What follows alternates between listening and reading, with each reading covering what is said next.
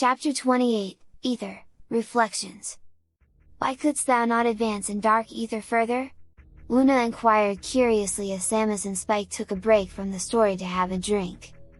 Spike shrugged. Because the only real surefire way to travel in dark Aether is either to phase through walls or fly, he explained. And my energy shields wouldn't last long enough for me to fly, at that point.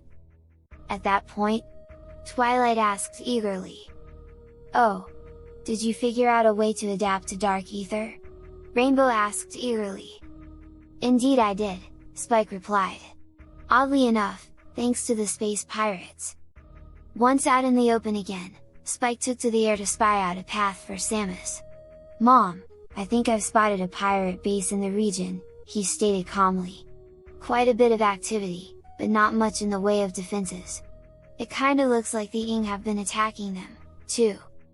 Then there's probably a rift somewhere in their base, Samus pointed out. Whether naturally occurring or a result of frequent Ing incursions.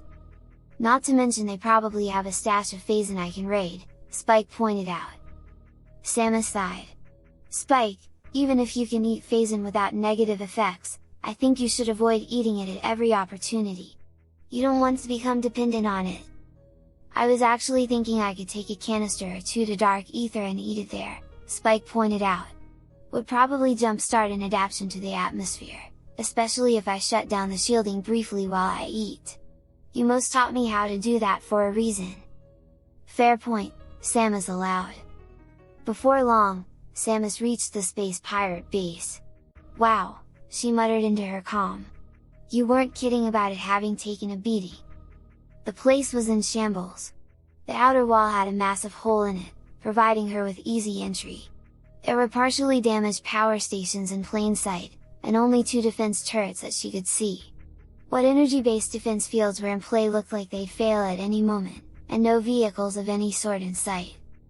It wasn't long before a pirate spotted Samus. However, before he could sound the alarm, Spike struck from above like a thunderbolt, crushing the pirate's skull before he could utter a sound. Unfortunately, his swift movement had brought down an unarmed skiff carrying other pirates, and they sounded the alarm. Other pirates raced out to leap into the heavy defense turrets, aiming for Spike. Spike, watch out, Samus called out, but her voice caught in her throat as she was given a brief demonstration of just how strong dragons were, even when not at peak efficiency. Leaping from his first kill, Spike seized the skiff by its engines, crushing the vents with his claws and causing it to lose altitude. Bracing his hind claws against the wall of the fortress, he spun and flexed, hurling the damaged skiff into the defense turrets, taking them out. His lashing tail also caught several space pirates in the chest, sending them flying into the wall and discharging their weapons, which caused other docked skiffs to land on them. Show off, Samus grunted as other pirates warped in. Leveling her arm cannon, she went into a strafing run, drawing fire as she raced along the ground. She managed to take one down with regular shots, sending missiles after the second. Picking up a piece of sharp-edged shrapnel from the ground, she spun and hurled it, catching the third in the head with it, dropping it instantly. She rolled out of the spinning leap back to her feet, arm cannon braced as she searched for more targets. Now who's the show-off? Spike joked. Looks like there's 2 ways in, and my flame breath can open the white energy shield on the upper door. Samus chuckled. You take the high road, I'll take the low road. And I'll get to Scotland afore ye do, Spike replied in a sing-song voice. Samus rolled her eyes. You spent too much time with Anthony, Samus chided. Anthony? Fluttershy asked curiously. A friend from my days before I became a bounty hunter, Samus explained. When I first rejoined the Federation, I enlisted. Anthony Higgs was one of my squad mates. He was something of a big brother to me. We kept in touch on occasion even after I became a bounty hunter. She hesitated. He was also the first one I contacted for advice on how to handle Spike. I skipped over those parts of the logs, Spike explained.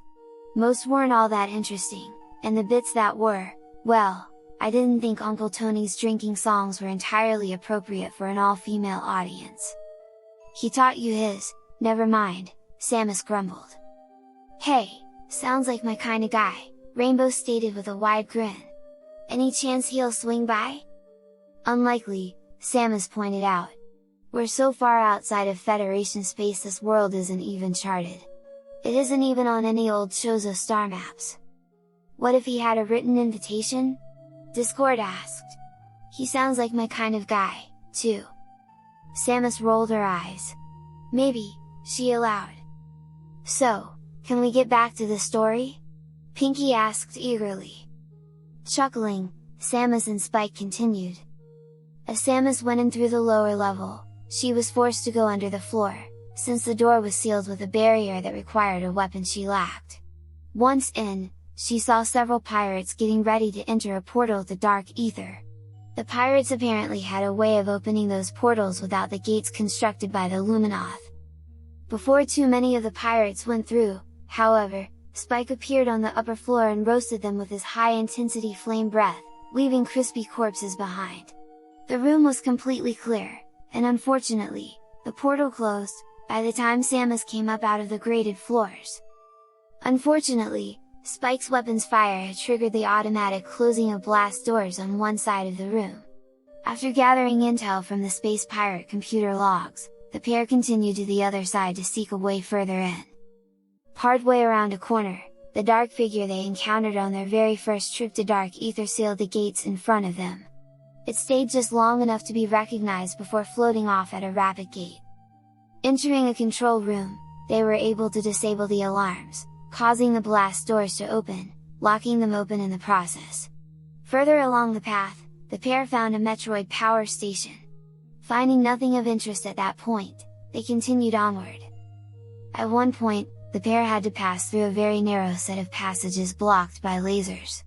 Spike was able to scrunch himself down just enough to go straight through, but he had to wait for Samus to move around the outside to shut down the lasers blocking the path. Once out, he shivered.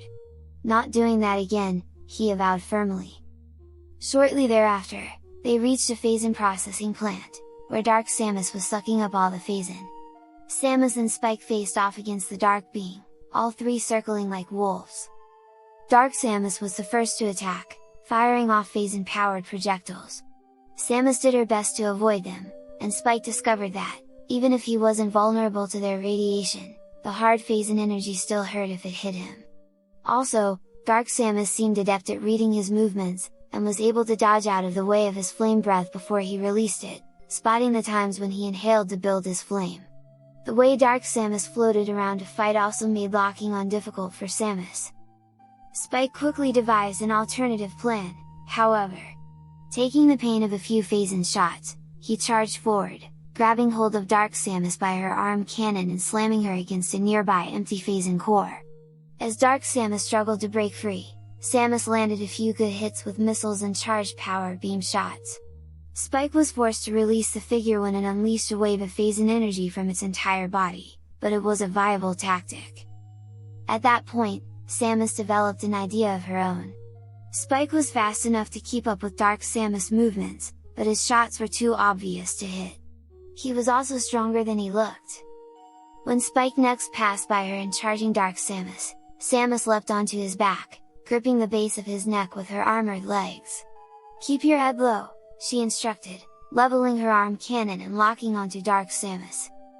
The combination proved effective, as Spike could pursue Dark Samus at the figure's own rate of evasion, and react to its dodges much faster than Samus herself.